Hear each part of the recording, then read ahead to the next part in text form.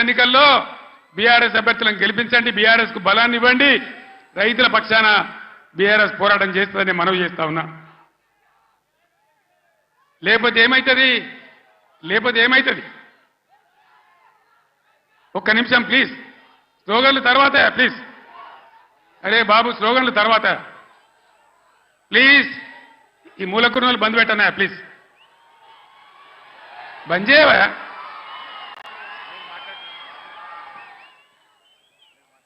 ఏం జరుగుతుంది చెప్పండి. ఒకసారి ఆలోచన చేయాలి ప్రజలు. ఓట్లు ఆగమాగం వేయద్దు, ఎవడో ఏదో చెప్తాడు. ఇదివరకే మొన్న దెబ్బతిన్నాం, మొన్న ఎలక్షన్లో దెబ్బతిన్నాం, కింది మీద అయిపోయినాం. ఎంత ధీమాగా ఉండ్రి రైతులు, ఎంత మంచిగా ఉండ్రి, ఎంత బ్రహ్మాండంగా ఉండే, ఎంత మంచిగా రైతు బంధు మీ బ్యాంకులో పడుతుండే, కరెంట్ ఎంత మంచిగా వచ్చేది, చెల్లుకుంటలు ఎట్లా నిండి ఉండే, ఏ విధంగా నీళ్ళు వస్తుండే, మీ డబ్బులు ఎట్లా కొన్నాము. ఇలా తప్పుడు వానలు పడే పరిస్థితులున్నాయి. అక్కడక్కడ తెచ్చిన వాళ్ళు వడ్లు తడిచిపోతున్నాయి, కాంటాలు పెడతలేరు, కొనుగోలు జరుగుతలేదు, దాని మీద గవర్నమెంట్కు నియంత్రణ లేదు.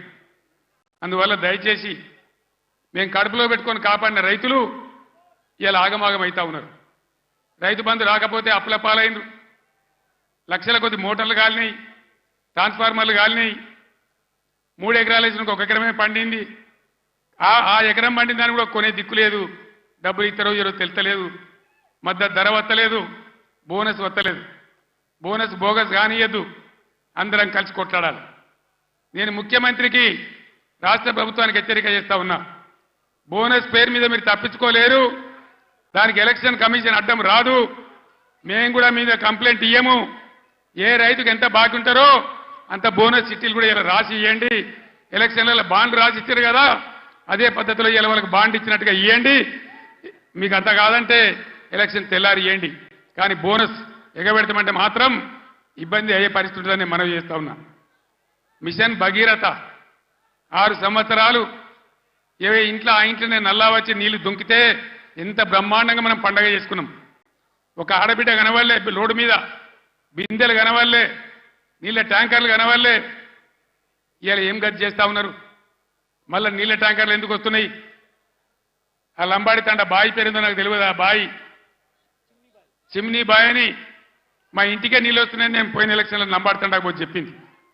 మరి ఇవాళ మళ్ళీ ట్యాంకర్లు ఎందుకు వస్తున్నాయి? మంచినీళ్ళకి ఎందుకు బాధ పెడుతున్నారు? అంటే శాతగాని ప్రభుత్వం ఉంది, అసమర్థులున్నారు, ఉన్న వసతులు కూడా వాడుకోవత్తలేదు. 9 ఏళ్ళు నడిచిన కరెంటు ఇయ్యత్తలేదు, 6 ఏళ్ళు నడిచిన నల్లా నీళ్ళు ఇయ్యత్తలేదు, రైతులను కాపాడే పరిస్థితి లేదు, రైతు బంధించే పరిస్థితి లేదు.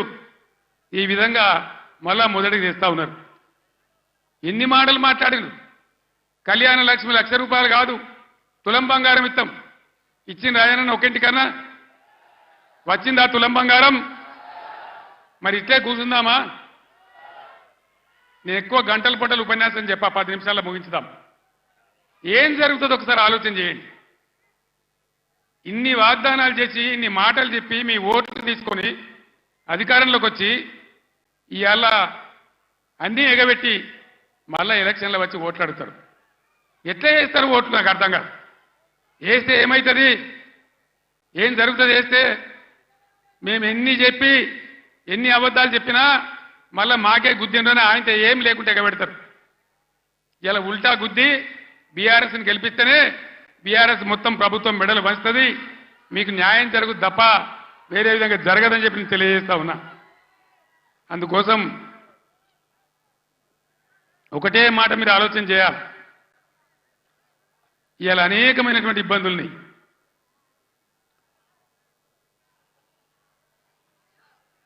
ఈరోజు మంచి అభ్యర్థులను పెట్టినాం, మంచి అన్ని విధాలుగా మిమ్మల్ని ఆదుకునే పద్ధతిలో వాళ్ళు పనిచేస్తారు, వాళ్ళని గెలిపించాలని చెప్పి నేను మిమ్మల్ని కోరుతా ఉన్నా. ఎంతసేపు చెప్పినా ఇదే చెప్పాలి, ఇటు దింపి అడిదింపి.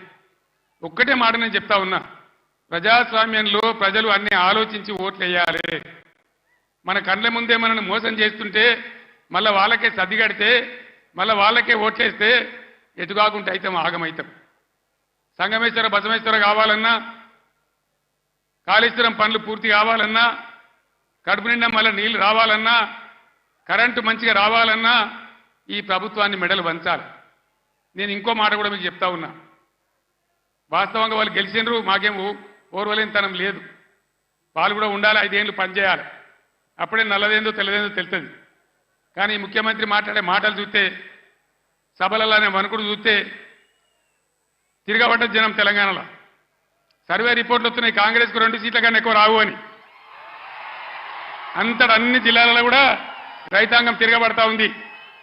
అందుకే ముఖ్యమంత్రి నిన్న నారాయణపేట సభలో ఆయన భయం, ఆయన కంపం చూస్తే ఈ గవర్నమెంట్ ఏడాది కూడా ఉంటట్లేదని మనం చేస్తా ఉన్నా. ఎవడు ఎప్పుడు పోయి బీజేపీలో వెళ్తాడో, ముఖ్యమంత్రి జంపు కొడతాడో, ఏమవుతుందో, ముఖ్యమంత్రి ఈడో మాట మాట్లాడతాడు, ఢిల్లీకి పోయి బీజేపీ కోటేమని టీవీలో చెప్తాడు. అంటే ఏం జరుగుతుంది? ఎవరికి ఎవడు బీ టీము, ఎవరు కలిసిపోయినరు ఒకసారి ఆలోచన చేయాలి. దయచేసి ఏ మార్పాటుగా ఉంటే ఇబ్బంది జరుగుతుంది. కాంగ్రెస్ గతంలో కూడా మీరు 60 ఏళ్ళు చూసినారు, ఇంకా కూడా ముందటికి మోసపోతే దెబ్బతింటాం. ఇక బీజేపీ పార్టీ ఏమన్నా ఏకైనా పనిచేసిందా మన రాష్ట్రానికి? పెద్దలు చెప్పారు, అక్కరకు రాని చుట్టము మొక్కిన మరం ఇయ్యని వేల్పు మోరమున దానెక్కిన బారని గుర్రము గ్రక్కున విడవంగా వలవి కదరా సుమతన్న. బీజేపీ అక్కరకు రాని చుట్టం. ఒక మెడికల్ కాలేజ్ ఇయ్యలే, ఒక నవోదయ కాలేజ్ ఇయ్యలే, ఒక జాతీయ ప్రాజెక్ట్ ఇయ్యలే. నేను స్టేజ్ ఎక్కుతుంటే హరీష్ రావు మాట్లాడుతుంటే విన్నా, ఆయన అన్ని చెప్పిండు. అవన్నీ 100% కరెక్టు. బీజేపీకి ఓటేసినా మన మంజీరా నదిలో వాడేసిన గంతే, అది ఎందుకు పనికిరాదని మనం చేస్తా ఉన్నా. యువకులు ఒక గాఢ పిలవాడి కొట్టుకొని పోకుండా, పిచ్చి పిచ్చిగా గుడ్డిగా ఓట్లు వేయకుండా దయచేసి ఆలోచన చేయాలి.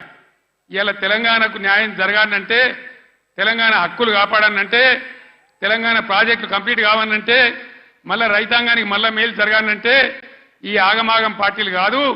తెలంగాణ హక్కుల కోసం పేగులు దిగదా కొట్టాడే ఒకటే ఒక పార్టీ బీఆర్ఎస్ పార్టీ, గులాబీ జెండా. ఆ జెండా ఉన్న కారు గుర్తుని ఆదరించాలి. దయచేసి మీ అందరినీ నేను మళ్ళొకసారి కోరుతా ఉన్నా. ఇటు వెంకట్రామరెడ్డి గారు, మీరు కూర్చోండి అమ్మా, క్యాండిడేట్లు ఇంప్రూవ్ చేద్దాం. మీరు కూర్చోండి అమ్మా, మీరు కూర్చోండి బ్రదర్. వెంకట్రామరెడ్డి గారు ఒక ఐఏఎస్ అధికారి, ఈ జిల్లాకు సేవ చేసిన వాడు. ఆయనకు డబ్బులు అవసరం లేదు, సేవ చేద్దామని వచ్చినాడు. దయచేసి మెదక్ అభ్యర్థిగా వెంకట్రామరెడ్డి గారు కారు గుర్తు కొట్టేసి గెలిపించండి. అనిల్ కుమార్ 2000 నుంచి బ్రహ్మాండంగా తెలంగాణ ఉద్యమం నుండి పోరాటం చేసిన బిడ్డ, బలహీన వర్గాలకు చెందిన బిడ్డ. ఆయన జైరాబాద్ పార్లమెంట్ నుంచి నిలబడ్డాడు. దయచేసి అనిల్ కుమార్ గారిని జైరాబాద్ పార్లమెంట్ నుంచి గెలిపించమని మిమ్మల్ని కోరుతూ, ఆగమాగమైతే అడిబడివైపోతాం. ఆనాడు నేను చెప్పిన తెలంగాణ తెస్తాను మీ బిడ్డగా. నేను మళ్ళా చెప్తా ఉన్నా, మీ ఆశీర్వచనంతో గ్యారంటీగా ఈ రాష్ట్రంలో మళ్ళా బీఆర్ఎస్ గవర్నమెంట్ తెస్తా. మా రైతాంగాన్ని అంతా, అన్ని వర్గాల ప్రజలనంతా కాపాడతా. మా దళిత బిడ్డలకు మళ్ళా దళిత బంధు కూడా ఇచ్చి తీరుతా. మీ ఆశీర్వాదంతో ముందుకు సాగుతానికి మనవి చేస్తూ, ఇంత పెద్ద సంఖ్యలో ఏ సిటీ పక్కకు లేకపోయినా, ఏ టౌన్ పక్కకు లేకపోయినా, ఇంత పెద్ద ఎత్తులో ఈ సభకు తరలి వచ్చినటువంటి మీ అందరికీ కూడా పేరు పేరున ప్రతి ఒక్కరికి ధన్యవాదాలు.